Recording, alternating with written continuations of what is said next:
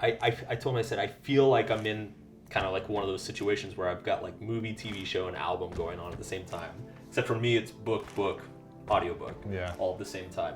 And I was like, how the hell do you do it? And he just kind of laughed, and he's like, you know what the trick is? I said, what? He's like, what you do is you just bite off more than you can chew. He said, agree to do more than you think is possible. And then you just go do it.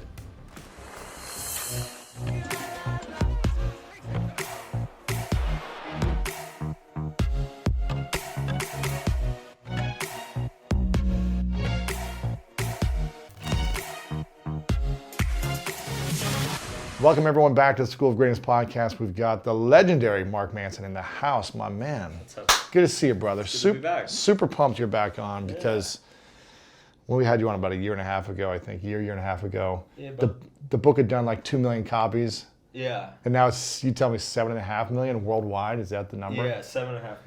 So for those who haven't seen Subtle Art of Not Giving a Fuck, the book is everywhere, every bookstore, every, Target, Costco, airports, everywhere you go, you see the book. I mean, if you were on a camel in Nepal, you'd probably see You'd see it. Yeah. Someone would have it in their backpack, being like, screw life, screw the 9 to 5. Yeah, it's everywhere. So congrats on all the success. Thanks, man. 7.5 million copies. How many people have sold over 7 million copies of a book? It's probably like less than 1,000 books.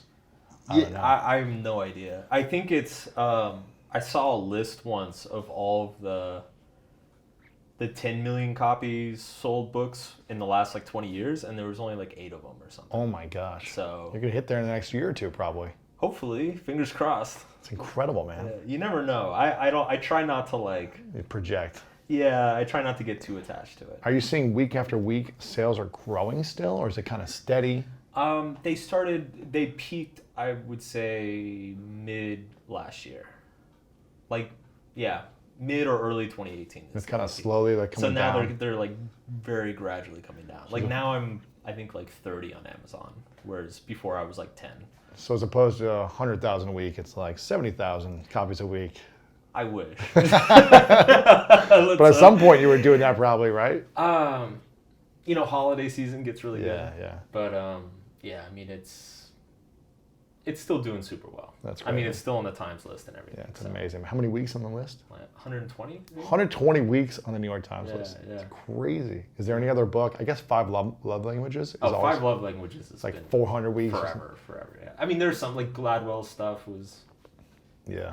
It's amazing. Yeah. It's amazing. Yeah, I had Rachel Hollis on, and she's killing. She's 1 and 2 on the New York Times list She's recently for her new book, and I think she sold 3 million copies or something of her book in a year, which is crazy. I feel like, so when my next one comes out, I feel like her and I are gonna like just monopolize the whole Times list. Just every list.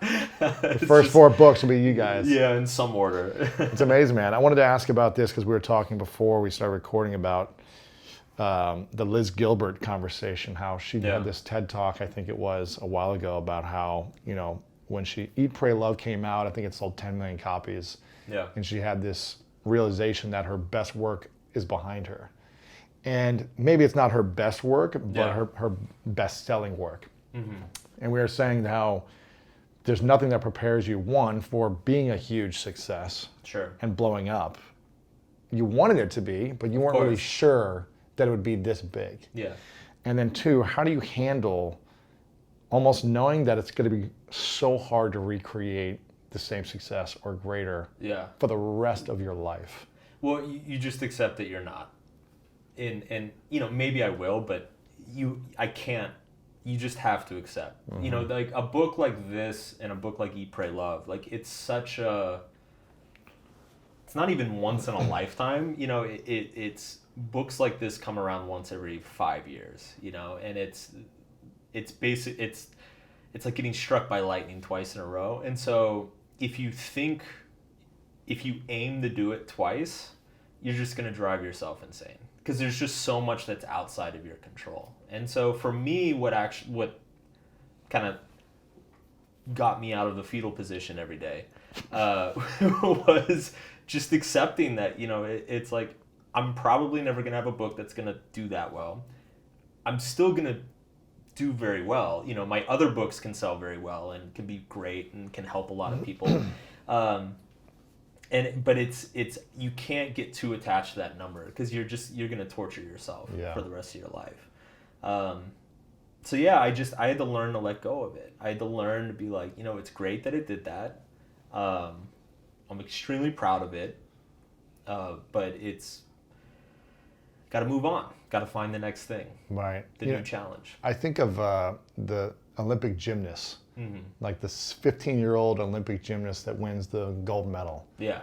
Where it's like your greatest moment where 1 billion people watched you when you're 14, 15, 16 years old. Yeah. You're on the cover of every magazine. You're the talk of every talk show when you win the medal. And then what do you do the rest of your life? Yeah. So you will never recreate that, and you did this at 15, 16, 17. And how does someone like that, who has such big success, accept yourself? You know, it sounds easy. You just have to accept. But how do you how do you accept yourself? And this is like first world problem. Like, totally. You won the gold medal of author as an author, essentially. Yeah. How do you? But you're going to live a long life. You know, is the goal. And I'm going to write a dozen more books. Exactly. And some of them will flop, and others will be bestsellers. And so, if subtle art is just always my metric, I've got a lot of decades of like misery in front of me. Yeah. You know, it's just, you have to be realistic about it. And I think the other thing too is understanding that, you know, I did some mental jujitsu, and I was asking myself, you know, what's more valuable to the world? Is writing a book that affects 1 million people a little bit, or 10,000 very profoundly? Deeply. You know, who's to say which one of those two things is better or more important, more valuable? Sure, selling 1 million copies is it's sexier, you know, it gets you more attention, you do more interviews, but there's a strong argument that affecting 10,000 people very deeply is arguably a more valuable contribution to the world. And so I started thinking of things in that way. And it took me a long time to kind of detach myself from that, because I think when you're starting out as a writer, and this is probably true with podcasting and everything, you love seeing the numbers go up. You know, it's like every year the number is higher than the year before, and it feels good, it motivates you, you feel inspired, you're like, hell yeah, I'm growing, I'm getting better. And at some point though, like once that number gets high enough, you gotta let go of it. You gotta let go of it, because it's not sustainable once it's that high. You know, it's you're gonna run out of oxygen. Yeah. And so it was a difficult process to kind of get back to like, okay, I need to write a book. Step one, write a book I love, you know? Because when I started, so this next book, Everything is Fucked, I started out, I was like, all right, you know, I gotta keep the train going, you know? And so I like started trying to write stuff that, you know, I thought subtle art readers were gonna really love. And yeah, it felt very empty. It started to feel like a job. Forced. Yeah, which I didn't become an author to have a job. I became an author, so, you know, I can do what I love. And I just kept scrapping it. I'm like, no, this isn't going well. And eventually I had to just get back to like, okay, I need to write for myself first. Yeah. Then once I have a book that I'm proud of, that I think is great, then I can look at it and say like, okay, like how can we, you know, maybe change this or market this so that it'll sell a lot of copies. You know, that's step two. But step one, it always has to be, in a creative process, it always has to be about yourself first. And otherwise, it's not art anymore. It's not. It kills the meaning. You know? Right. So, wow, man. So you went through a process of huge success, but it also sounds like a little sadness and forcing yourself to try to create the next hit because of the pressure from publisher or whatever you had and the deal you had. Yeah. And not being satisfied with the results you were creating. Yeah. I mean, there was definitely external pressure, you know, publisher and everybody, but there was a lot of internal, you know. Yeah, of course. I want to see my number go up, you know. It's like I want my 2019 to be bigger than my 2018, and it's at a certain point you can't control that anymore, you know. And the other thing that happened, and it's funny because I think it was around the time I was here, because I think we talked like a year after it was out or something, a year and a half after it was out. I actually got really bummed out, which is something I thought I was insane at the time. So this is one of those things people don't tell you about success, is that if you have this dream for like your whole life, and then you accomplish that dream, you don't have a dream anymore. And that's terrifying, because you wake up and you're like, oh crap, what do I do with myself? Yeah. It's like, okay, I got a lot of money and I got like a lot of fans, but like I had this dream, like I don't know what to dream for anymore. And so I went through this period for about 6 months where I was just like, really like, wow, man, what's the point of all this? Mm-hmm. Like what I worked so hard for 12 years to get to this point, and what, just to play Zelda all day? Like, is that it? Right. Is this it? Like I'm 33, like, is this really all it's gonna be? Because you'd written how many articles for your website? Hundreds, thousands. Yeah. I started in 2007. Wow. Online, and so yeah, it took, the way I describe it is that it took time to find new dreams, mm-hmm. new visions for like the future that I want for myself. Yeah. And it's funny because since I went through that, I've got a group of friends who are like in the startup world out in New York. And I know a couple guys who have like had really successful exits. And they go through depression also, or like a sadness. And yeah, I remember talking to one of my buddies about it, and I was like, yeah, man, I'm really bummed out, and I feel insane. Like I feel like a crazy person. And he was like, oh yeah, that's normal. He's like, yeah, startup guys go through that when they exit their company, because he's like, yeah, you work for you wake up every single day for 10 years for a certain reason, and then that reason's gone. And so you just lay in bed and you're like, well, shit, what am I going to do today? Yeah, after you spend the money on a few fancy toys or the trips or whatever, then you're like, okay, now what's my purpose? Yeah. It's fun for like a month. It's take the wife to Paris, go to a fancy restaurant or two, take your parents somewhere, and then you just kind of sit on the couch and you're like, mm-hmm. Now what? Yeah, I think dreams are some of the most important things. And when we don't have a dream, we don't have a mission or a purpose in life. And I remember a similar feeling when I was playing, when I was doing the decathlon in college. Mm-hmm.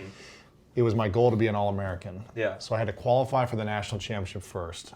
And that was a process of qualifying. And then I got to the national championship, and I had to place in the top 8 to be an All-American. Yeah. So my whole goal was like, how do I get number 8?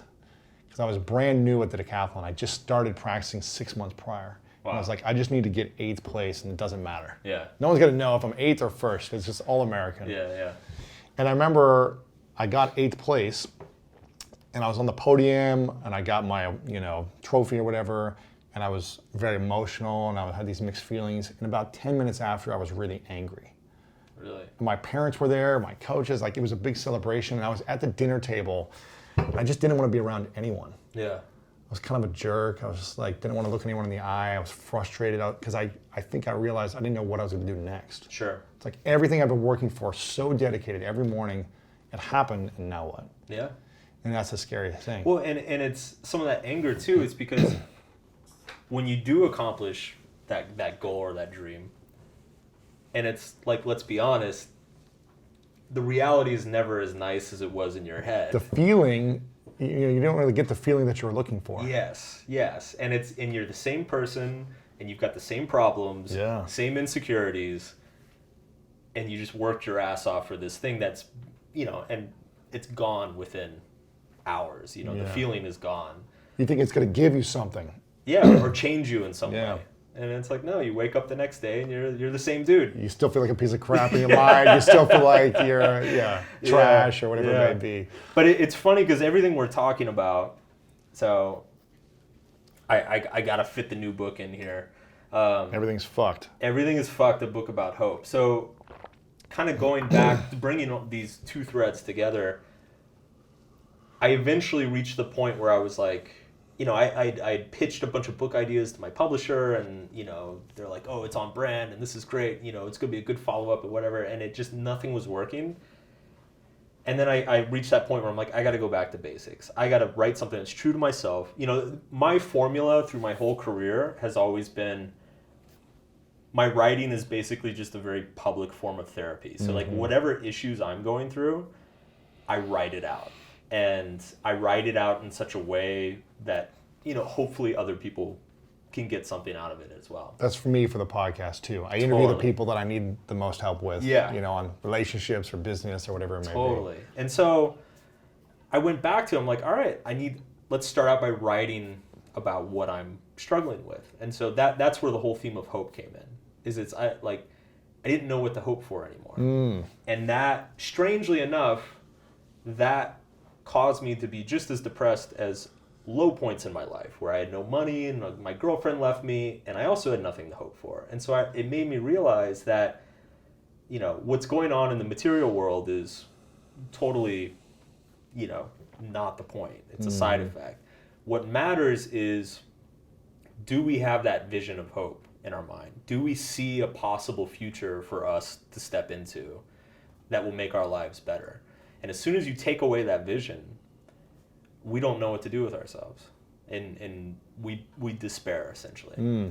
So that's the starting point of the book, is how we need to constantly be constructing these dreams and these visions for ourselves, and what happens when they're taken away, and how are they taken away. Or if we achieve them and they're no longer there. Yeah, achieving them is one way of taking them away. Isn't that interesting? Yeah, and then of course I get into all sorts of other stuff, but it's So how does someone develop a sense of hope when they feel stuck, or when they feel they've gone through a big breakdown in their life? Yeah. Whether it be the relationship, the family, Sure. the career, the money.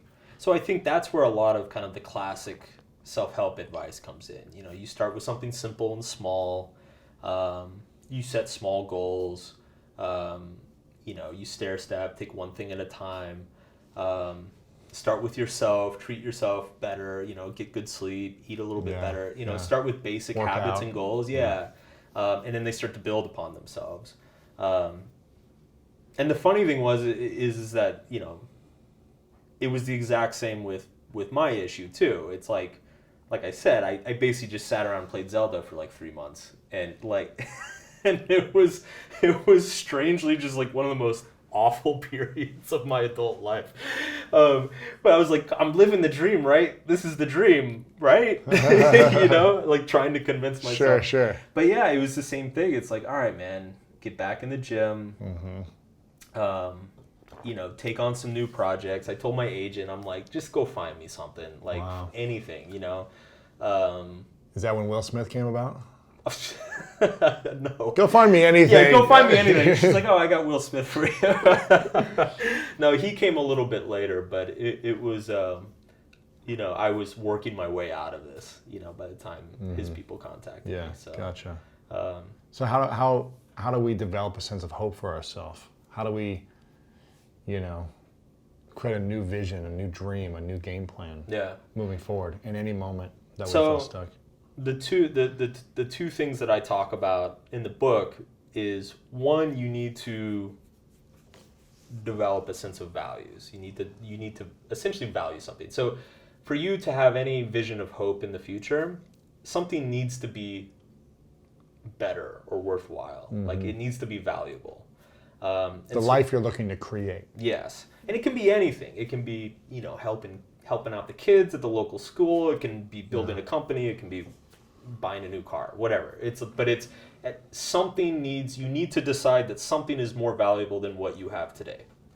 And oddly, a lot of people struggle with that. They don't know which way to go. They don't know what a better life would look like. Or they want to do so many things that they do nothing. Yeah. I've seen that also. It's like, well, I love this and that and all these other things. Yeah. I don't know which direction to go. Yeah. And so they don't go anywhere. So it's like you got to pick that one thing that is kind of the central value in your life. And then the second component is that you need to feel that you're capable of getting there.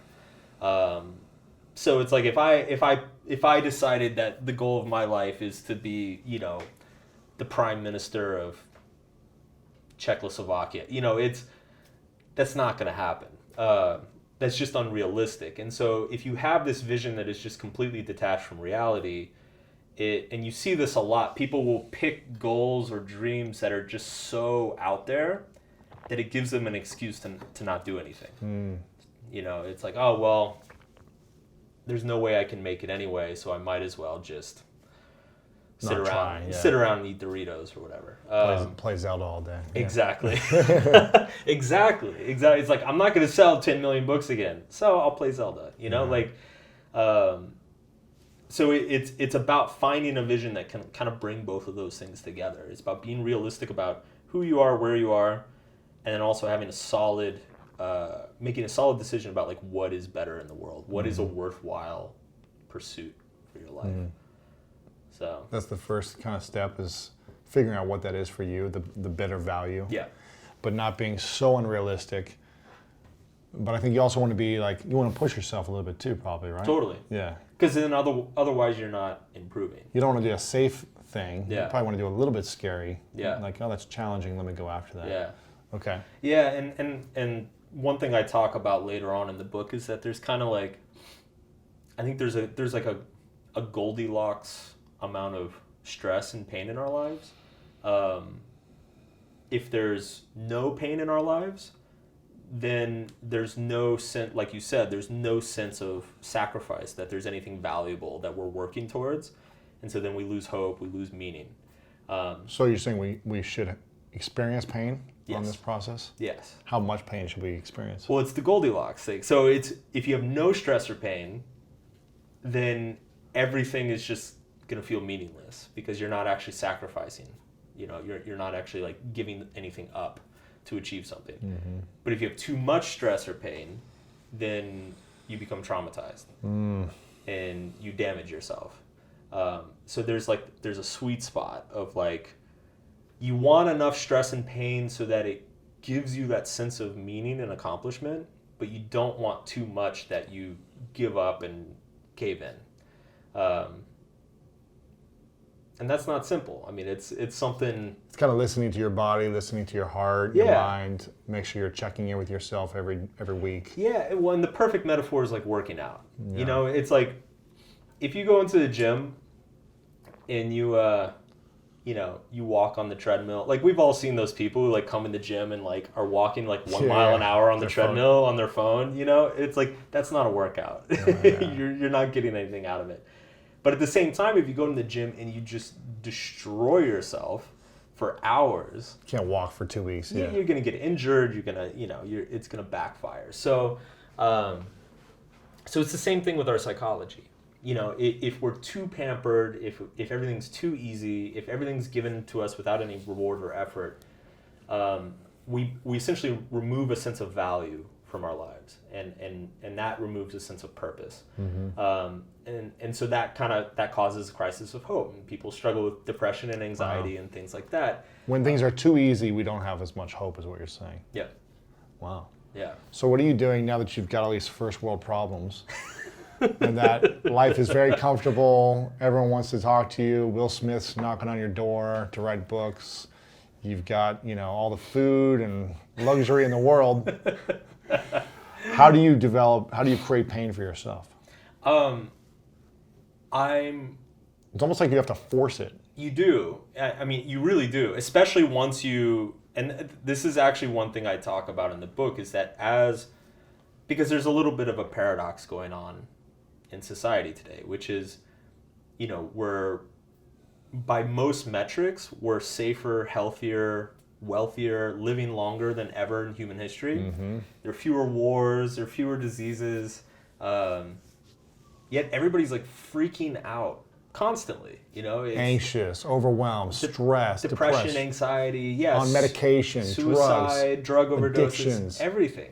And then you look at like all the political crap that's going on, so it's people are just, there's like this almost fever pitch thing happening in society, despite the fact that everybody, like everything is actually the most comfortable it's ever been. And so one of my arguments is that the more comfort and luxury we experience, the more we have to be selective. Like, we have to consciously choose our discomforts and our stresses.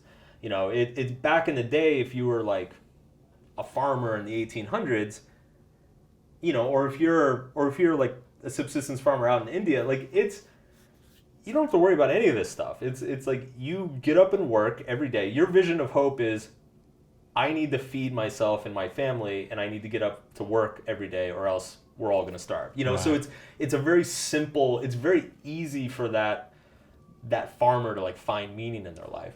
But when you're like living in a nice condo in LA, and you've got like awesome opportunities happening, and cool new sushi restaurants opening everywhere, and awesome vacations down in Tulum, like Postmates every day, just giving you food. Yeah, exactly. Like it gets, you have to seek out that stress, because if you don't pick those things to challenge and to stress yourself, you're going to start succumbing to all the little things. You know, you're going to start throwing a fit if the Postmates guy doesn't bring enough forks. You know, you're like, this is bullshit. Yeah. I'm going to call the manager. Like, you know, it's like, dude, that's not a real problem. Yeah. You know, so you need to start, and this is what I talked about in Subtle Art, you need to start picking your problems. So for me, and I've really experienced this the last few years, is my life gets even more luxurious and easier. Like, I have to be a lot more conscious about choosing my struggles, choosing what pain I want to put myself through in my life. Because if I don't choose that pain, then I'm going to be back on the couch playing Zelda. Yeah. What are the pains that you're choosing for yourself? So one thing I'm doing a speaking tour this summer. And that's terrifying. That's like, I think I'm doing like 14 cities, theaters with like 1,000 people. Wow. Hour-long talk. I'm mortified. I'm like absolutely mortified, but it's good, because it's like I'm pushing myself, and I'm pushing my skills and my ideas. You know, and we joke about, you know, Will Smith knocking on your door. Like, dude, that's a lot of pressure, man. Like, you get a guy like him, and he comes to me and he's like, hey man, I want to write a book I just turned 50. I want to write a book about my legacy. And it's like, that's on me, you know? It's like, don't fuck this up. So, I mean, but that's all good pressure. It's good stress, and it's good fear. Mm-hmm. Because these are the fears that I want. This is the stress that I want.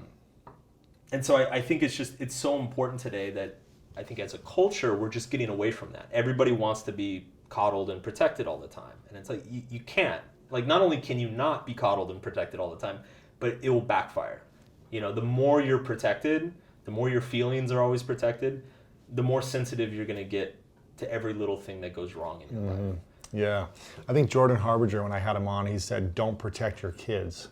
Yeah. He's like, don't keep your kids safe. Obviously, you want to keep them safe, but he's like, don't protect them from their vulnerabilities. Like, allow them to get stronger. Yeah. Through the pain. Yep. You know, and the stronger they become, the more resourceful they'll be independently in the future. It's interesting, because I think a lot of people want to play safe. And I'm always looking for ways personally to challenge myself physically, mentally, emotionally every day. Even if you just do a hard workout a day. Sure. You know, Tiffany, who's running the video over here, she gets up at 5 a.m. and runs at least 3 miles every morning. Jeez. And she posts about it, and it inspired me, because I'm like, man, did I miss my workout today? Dang, she's getting up at 5 a.m. and doing this workout. It's like, it's inspiring. And that can be all you need to do for the day. Yeah. You don't need to freaking crush every part of your day and lean into all this pain, emotionally, physically, mentally. But if you focus on something every day where it's painful, you're like, I'd rather sleep in for an hour. I'd rather not run this far. I'd rather not write this many pages of my new book. I'd rather just play games. I think any way we can push ourselves just a little bit more is going to make us more fulfilled as well. Yeah, absolutely. So how did this Will Smith thing come about? You know, Subtle Art crushing, a few million copies sold, and he just gets your cell phone and calls you. His agent. Like pretty much the opposite, polar opposite of that. I had to go through like 8 different gatekeepers before I even. Oh, you reached out to him first? No. So he's actually he's been looking to do a book for a while. Yeah. And he read I think his manager read Subtle Art, gave it to him. He read it and really liked it. And so then he kind of tapped his team, said, yeah, go, let's talk to this guy. So this was, I think it was late 2017. I was actually out here. I went down to Sony studio. Well, first I had some phone calls, and then I went down to Sony studios, met with his team, and we need to make sure that our values align and that we feel the same way about a lot of issues. So we got along. It went great. And then they told me they were like, they're like, okay, cool. So I think the next step is for you to actually like meet Will and see if you guys feel it out, get along well. And I was like, cool, awesome. And they said, we'll be in touch. It's like, okay. Like 4 months go by. Really? Don't hear anything. Crickets. I'm like, all right. And the whole time in my head, I'm like, all right, I'm not gonna, don't count your chickens before they hatch, or whatever the saying is. Like, it's like, I'm just not gonna expect anything, and I'll just be glad if it happens. So you're playing Zelda for 4 months. Yeah. I'm like, please call, Will, please call. And so suddenly I get an email, and they're like, hey, so Will wants to meet you. We want to fly you out to London, because he was doing the Aladdin movie. Yeah. And I was like, okay, cool. Yeah, just let me know when. I'll check my schedule. And then they come back. This was like on a Tuesday, and they come back tomorrow. Yeah. They're like Thursday, like 2 days from now. Wow. And I was like, are you people insane? And so I had a conflict. I had like an event or something. I'm like, I can't go. And they're like, oh, okay. And then like 2 months go by. 2 months later. Oh, yeah. Man. And then they come again, and they're like, okay, so you're gonna fly out to Miami, and you're gonna meet him. And this time I was ready. And they're like, tomorrow. I'm like, cool, I'm in. Ticket never comes. And we kept going through this for like months. Really? And I actually haven't talked to them about it, but I'm pretty sure it was intentional. It was to see if I would basically be a prima donna. Like, if I'd be like, this is bullshit, you don't respect my time, like, how can we collaborate if you're not even gonna it's, his life is so crazy and his schedule is so crazy, and like he can literally just get on a plane and fly to another continent for an afternoon and then fly back, like that they need to make sure that I'm gonna be okay. Like I'm not gonna take it personally if he gets on a plane and goes to Africa and I'm like just twiddling my thumbs on the runway. Like like I'm not gonna get upset about it. So finally, after about 6 or 8 months of this, they said, can you come down in 2 days? I'm like, yeah.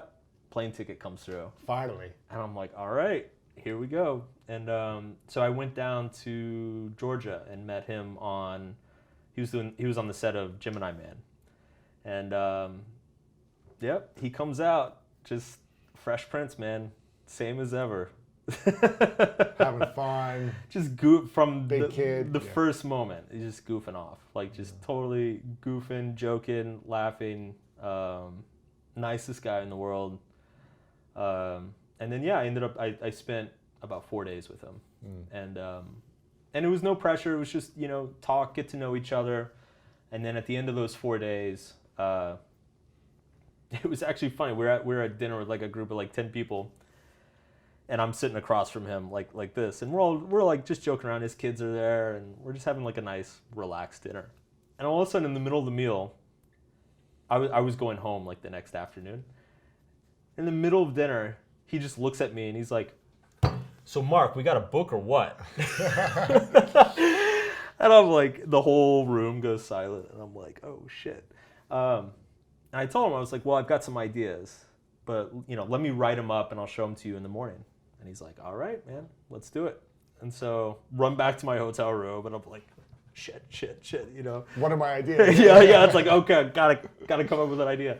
No, I did have an idea that I felt really good about.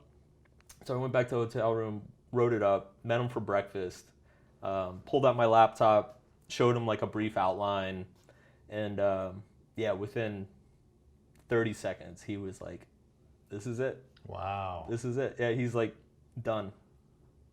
So wow. That's pretty inspiring, man. It's crazy. It was Absolutely, absolutely crazy. Wow. Yeah.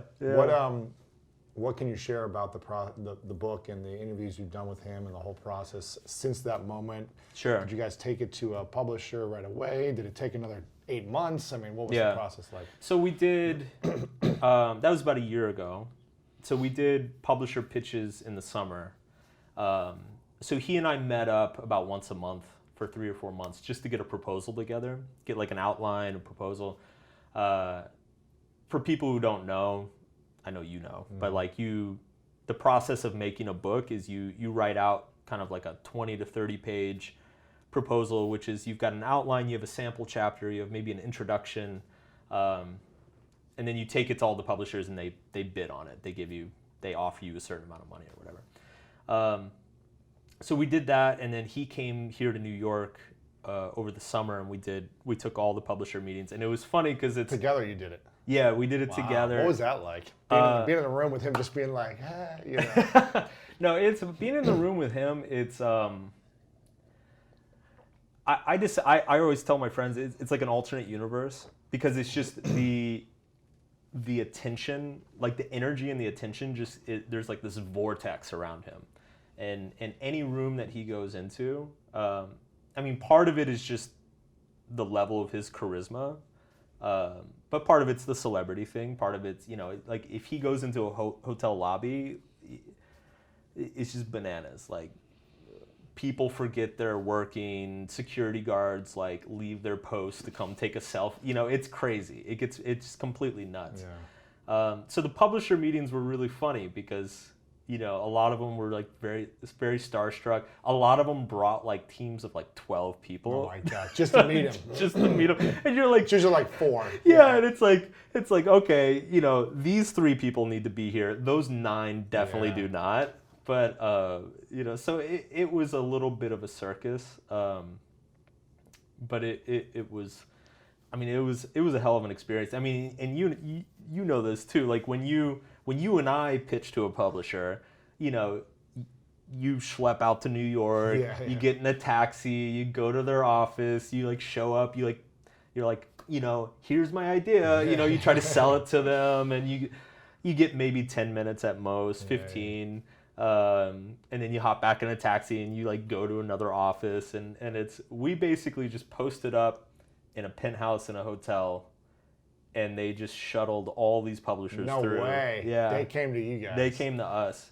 Wow. That never happens. We had multiple rounds of bidding. So I think like 23 publishers bid on it the first round. And then we took the top 6 and went to the second round. So it was just surreal. I mean, the whole time I was just like, enjoying the ride. This is so much fun. No pressure on you. Yeah, I'm just like yeah, I'm gonna be writing it, but he's the guy. Yeah, like he'll sell it. He'll sell the shit out of it. So, what were the lessons you learned from an author perspective on how to approach publishers differently? Whether you're a big star like Will Smith or not, how could you take that lesson going into your next pitch alone? So actually, one of the cool things about hanging out with Will is it's like I'm learning a lot from him too along the way. And a lot of it's not stuff that's going to be in the book. A lot of it's just kind of business sense type things. You know, he's been in the entertainment biz since he was 17. And he's been at the top of music, TV, film, everything. And so I remember one time he was telling me, he said that after they did Bad Boys, or in the early 90s when he was like, Bad Boys was like everybody remembers Independence Day, but Bad Boys was actually like his first feature film that like kind of blew up. And he said that after they did Bad Boys, him and Martin Lawrence, he said that the studios were really unsure if it would sell well internationally. And so Will went to the studio and he was like, hey man, any country you want me to go to, like, I'm in, let me know. And so the studio started sending him, you know, to London, to Germany, to Russia, to South Africa, and he'd do every trip. You know, he'd hop on the plane, fly to London, do a premiere, do like 20 interviews, hop back on the jet, fly back to LA. And he'd do that on the weekends while filming Fresh Prince. Wow. And he said that Martin Lawrence didn't want to do the traveling. And then he said that what he noticed when it came time to do the next movie, studios started giving him much nicer offers and giving him a lot more attention. And he said that what he learned is, he said that it's being an actor, the job isn't the movie. He said the movie is only half of your job as an actor. The other half is you got to go out and sell it to people. And I really took that to heart, because it's the same way in publishing. As an author. Yeah. Totally. It's like, and there's so many authors out there who spend 2 years on their book, and then they're like, well, okay, I'll post it on Twitter, but you know, why should I have to do anything? You know, you guys should go do it. And so my approach, especially this time around, is like, this is part of the job. You know, and even with subtle art, I kind of griped and complained a little bit. You know, it's like, man, I'm doing all these podcasts, and like, what the hell is my publisher doing for, you know, and it's like, what is this School of Greatness show? Yeah. Yeah, who's this Lewis guy? God. But now you're doing this tour. Yeah, I'm doing a tour. And it's, my attitude this time around has completely changed. It's like, this is part of the job. This is part of why they're paying me. Yeah. You know, so like I flew out here to LA on my own dime. I'm doing like 7 podcasts and YouTube shows, you know, on my own. I'm not asking for anything. I'm not sitting around, you know, demanding more attention, and sure. You know, it's like, no, this is part of the job. So luckily you got lots of dimes saved up. So you can get out here on your own dime. I could do a few LA trips, yeah. So that's interesting. Yeah, I've heard him talk about that before, where he's like known for being one of the people that stays the longest on like the red carpet. The red carpets. Like him and Tom Cruise would like have battles to see who could stay the longest, to sign the most autographs, take the most photos, and he would always lose, I guess, to Tom Cruise or something. Yeah. He would stay there for 24 hours, just like taking photos until he saw Will Smith leave. That's cool. So that's one big lesson. What else? What other lesson have you learned from him so far? Because now you spent like 30 hours with him, I think you said. Yeah, I've done a number of trips with him. There's a lot of little life things. You know, he told me, it was funny because this fall, so when I was finishing like my book that's coming out next week, when I was finishing Everything Was Fucked, I actually, so let me back up for a second. So this fall, typical Will style, like I got an email from his manager saying like, hey, you want to go, like, you want to do a trip with Will next week? And I'm like, yeah, of course. Where are we going? And she's like, India. And then Dubai.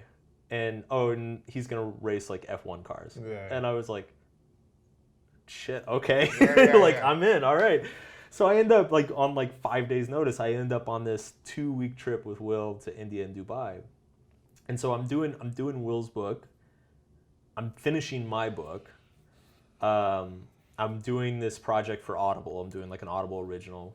And I'm running a website with 2 million readers. Mm-hmm. And I'm in the middle of India with Will, you know, so, and I'm like jet lagged out of my mind. And so there was a few months this fall where I was probably the most stressed I've been since I started my business. Like just not sleeping, constant anxiety, just working insane hours. And so I'm like this huge ball of stress, and I get on this plane and I'm in the middle of India with Will. And so private jet? Yeah, well, once you get there, it's private jets. But so I'm sitting there on the jet with Will. So stressed out on the jet with Will. Yeah. My life is so hard.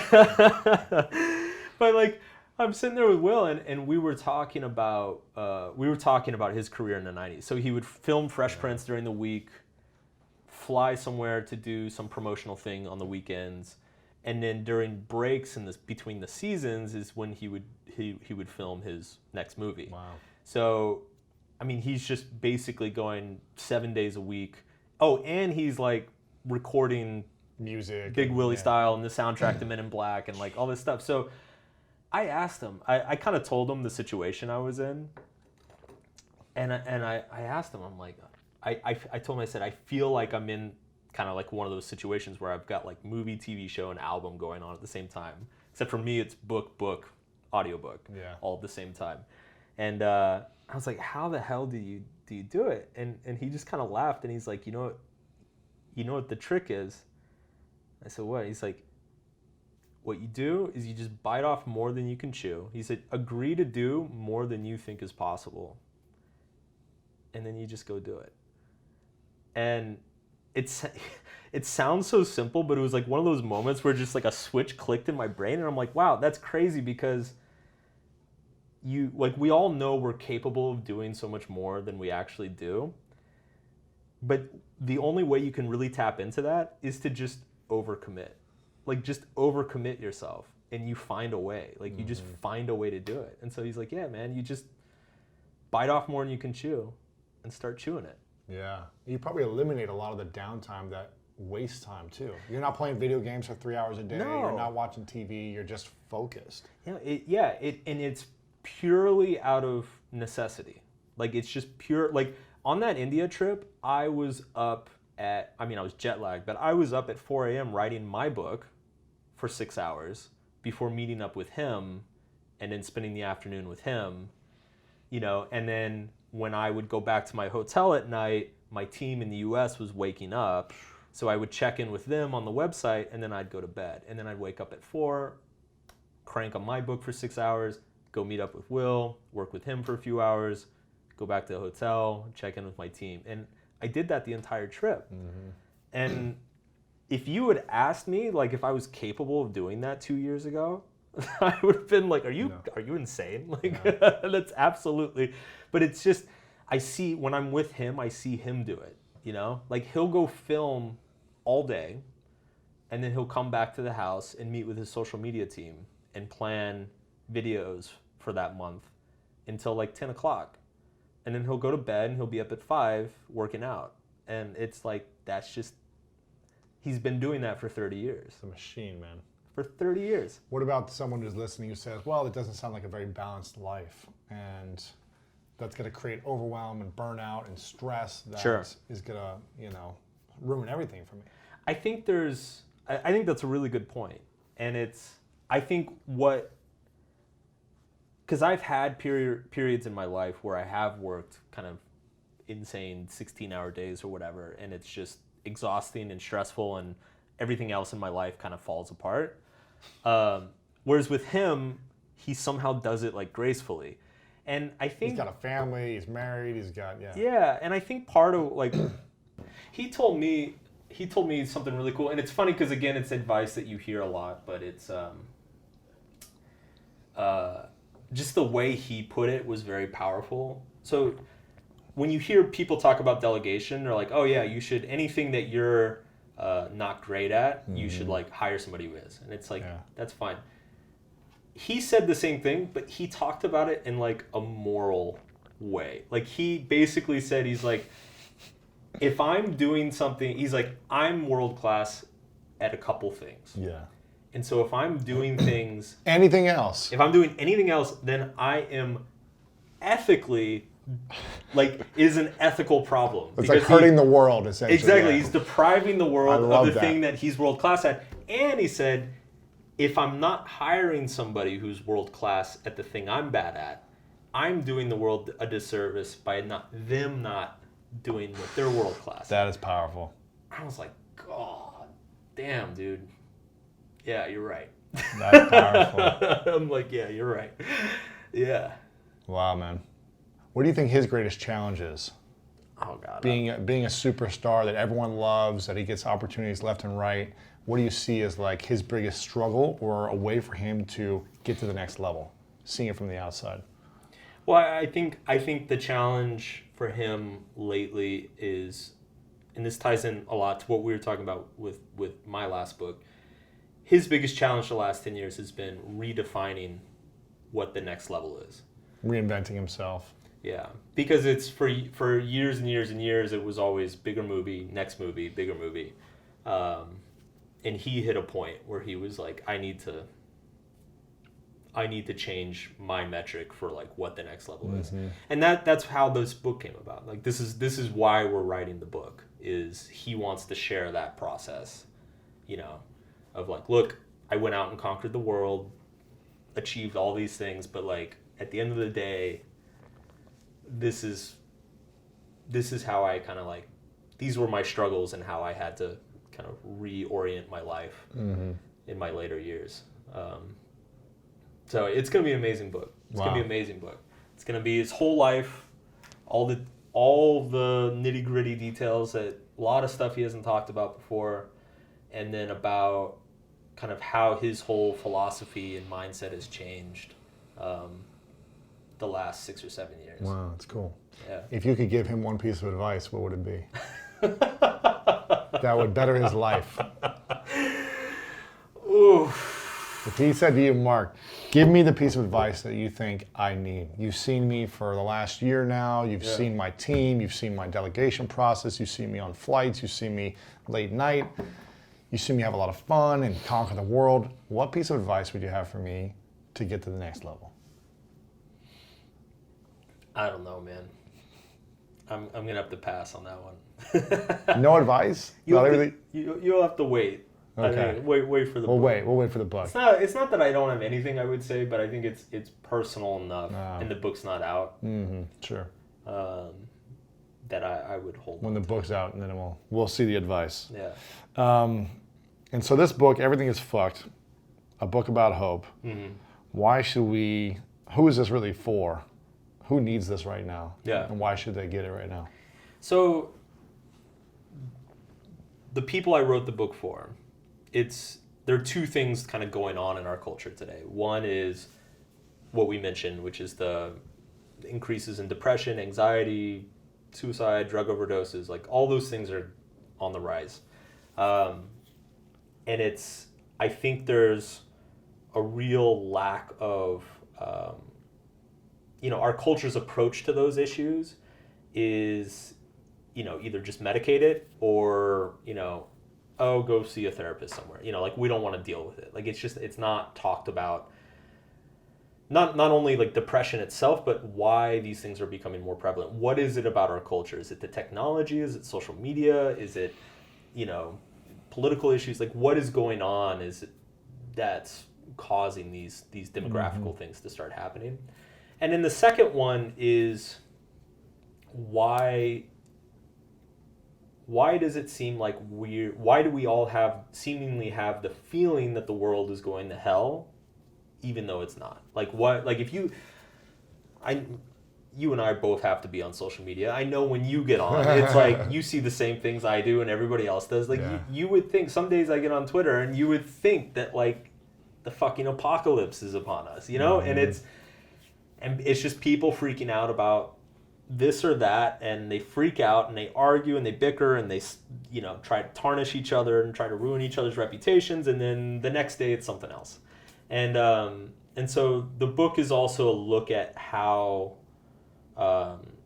really what is it about the way we're getting information that causes these perceptions, what is it about the internet and the technology that has changed our relationship with our culture so much, so that we're like the feeling is that we're always adversarial. Yeah. And I think one part, one component, everybody likes to either blame the media, or everybody likes to blame social media, or everybody likes to blame, like Facebook or Trump or whoever. And I think there's something underlying all of them. There's like something more fundamental. I think those are all effects of like a more singular cause. Yeah. So, yeah, it's deep stuff, and it's hopefully it's my goal with it is to just help people chill out a little bit, relax a little bit, like things like find perspective too, probably find perspective, because I think really the only way we're gonna get through this is by really understanding how our relationship to these technologies affects us emotionally, and it's nobody's fault. It's like it's just our brains evolved a certain way, and that these technologies they cause reactions that we aren't even aware of. Yeah, I just had Cal Newport on recently. Oh yeah. He writes about the deep work and essentially digital minimalism. Yeah, he's not on social media at all. Yeah, and his thesis is social media is essentially ruining us. Yeah. The addictive nature of it keeps us trapped to feel anxiety, to feel stress, to feel comparison, to feel overwhelmed. And it's hard to do meaningful, fulfilling work in our lives. Yes. When we're constantly in that loop of feeling trapped and addicted. Yeah, absolutely. And one thing I talk about in the book is that I really think technology, for how great it is developed to take advantage of our psychological flaws rather than compensate for them. You know, so it's like our brains just don't, we're irrational creatures. We've got all sorts of biases and prejudices and all this stuff.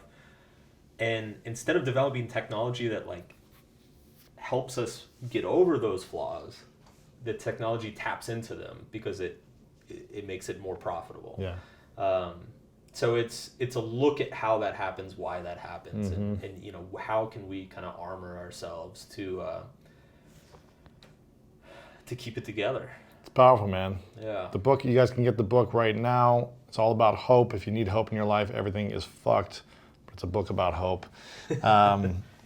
Exciting times, man. You got a lot going on. It's really cool to hear the stories, and I'm excited to hear more about how this book, the results of this book, and how you feel in 6 months to a year from this, your next project with Will Smith, and everything else you have coming out after that. So I'm excited to hear about all this, man.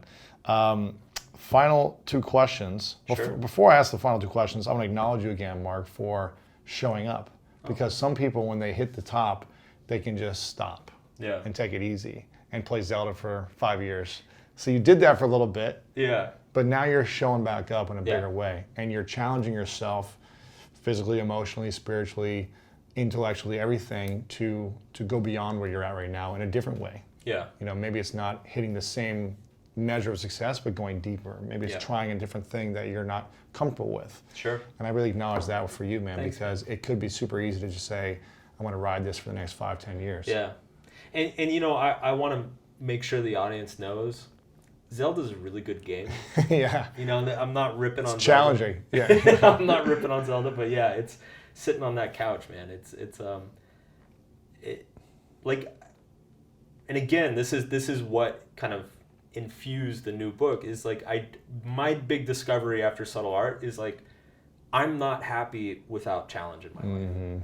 When you remove all the challenge, it just I break down. I think most of us are not happy without a challenge. If we're just sitting on a beach every single day, it gets like tiring, it gets boring. Yeah. I mean, sure, maybe it's nice for a few months if you've been working your butt off for your whole life, but it's like we find fulfillment in the service of others, in the challenges we face and overcome. We don't find fulfillment from just laying in a hammock 24/7. Yeah. You know, absolutely. Having everything handed to us. And it's funny because you got to learn that lesson over and over again. It's you know, you our brain just keeps tricking you. It's like, well, yeah, that's true, but if you do this one thing, then it's gonna be great, you know. And it's like, no, it's never done. And I think it's important to make sure you give your body and your mind time to rest and recover, and to you know, to be on the beach for a week or two or whatever it may be, to reflect, to have that off season to recharge. But that shouldn't be the norm. That shouldn't be every single day. So. This was called The Three Truths. You answered it last time, but I want to see if you have different truths. I'm not even sure if you remember what your answers were. I don't. Yeah, I don't. So now that a year and a half has passed and you've done so many new things, and you've learned new things in your life, imagine this is the last day of your life 100-something years from now, and you pick the day and you've accomplished everything. Yeah. You achieve everything you want. Yeah. You reinvent every year. You have an amazing life. Sure. But it's your last day, and you've got to go. And all of your work has to go with you. So no one has access to your written word anymore. Yeah. But you get to leave people with a message, 3 things you know to be true about everything you've experienced in your life. Okay. And this would be the thing that people have to remember you by. 3 lessons or 3 truths by Mark Manson. What would you say? And I'm going to look back to see what they were last time. But I always, man, you always throw like the bomb. Most difficult philosophical questions as if you're like, so what do you want to have for lunch today? Exactly. 3 truths. For what's coming up for you now, from everything you've learned, you know? I think I would say, you know, I'll say the 3 truths that are like most salient for me today, that I've learned recently or felt very intensely recently. One is definitely that one that I said that like, I need some stress to be happy. Like, it's funny because my 2017, I didn't do a damn thing. well, I did some things, but like I sat around a lot and made a bunch of money. And then 2018, I was like working stressed out of my mind. And if I had to do one of those 2 years over again, I'd do 2018, like no question. Totally do it again. And that was a big realization that it's like, for whatever reason, like some stress and anxiety makes me happy, like makes me feel good. So that'd be one. Two, I would say, and again, might be salient just because we just talked about it. I would say that there's no actual endpoint to any of this. There's no one goal that you're going to be like, awesome, great career. I'm done. Yeah, I'm done. Like there's no, it's probably the same thing with kids or family or like there's just the way that we are constructed psychologically is such that everything we're always mildly dissatisfied. And that's by design, and that's what's created civilization in the world. And it's I think it's just important to hold that in our mind and be realistic about it. It's don't delude yourself that if you just had this one thing, if you could just go, live on an island, or if you could just get this car or whatever, that everything's going to be great. It's not. Mm-hmm. It's not. Third truth. Oh my God. It's so hard, man. This is why I write books. I know. So I can spend a long 250 time pages. Thinking, yeah. And explaining. Third truth. I think ultimately what matters most is just people. Is the connections you make and how connected you feel with others. Yeah. And so any sort of analysis you do in your head in terms of like decision making, I think people tend to underestimate human connection and overestimate material success and big numbers and stuff like that. And so whenever you're doing that analysis, just inflate the human connection number a little bit and deflate the, material value a little bit. And so. That's cool, man.